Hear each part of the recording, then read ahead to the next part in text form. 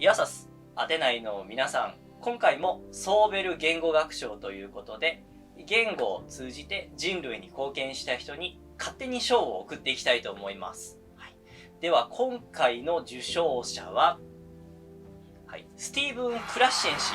です。ちょっとアメリカの受賞者が続きますけども、クラッシェンの業績としては、5つの仮説というものを唱えたというところにあると思います。で、これは日本語教育だけではなくて、全ての言語を教える語学教師にとって、よりどころとなるという基本となる仮説ですので、簡単にご紹介していこうと思います。で、まず1つ目ですね。習得学習仮説というものがありまして、クラッシェンは習得というのは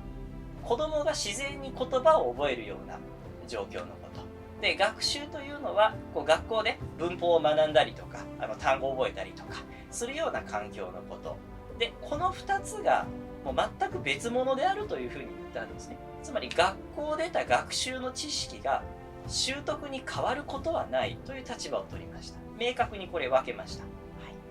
で、これが1個目の習得学習仮説です。で、2つ目がモニター仮説というものなんですけども、これはさっき学習で得た知識そのものが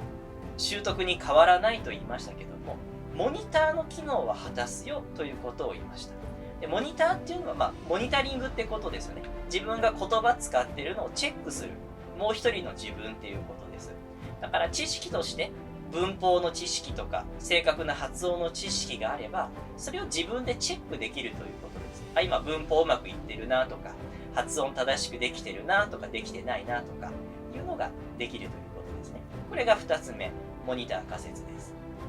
で、次3つ目なんですが、自然習得順序仮説というものがあります。で、これは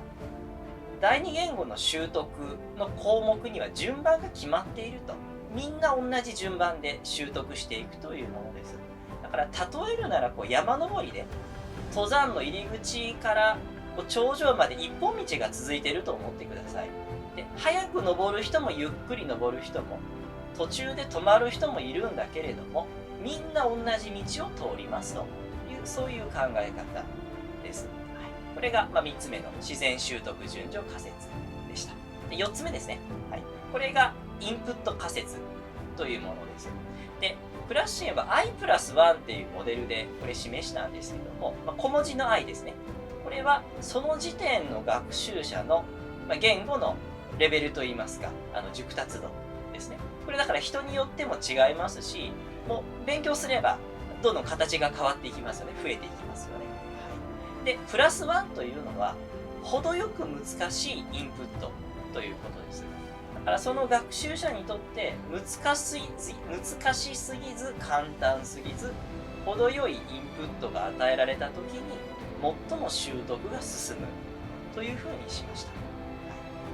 これが4つ目でしたね。インプット仮説です。で、最後5つ目です。これが上位フィルター仮説というものです。で、上位フィルターというのは障壁、壁だと思ってください。で、学習者が緊張している不安な状態の場合、壁ができるんですね。で、習得を妨げると。で、反対にリラックスしている、落ち着いているときは、この壁がなくなって、習得がスムーズに進むと、そういう説を唱えました。だからここまで5つ、ものすごく平たく言ってしまいますと、子供が母語を身につけるような環境で、知識で得た、学習で得たものはチェック機能としてのみ使うようにして、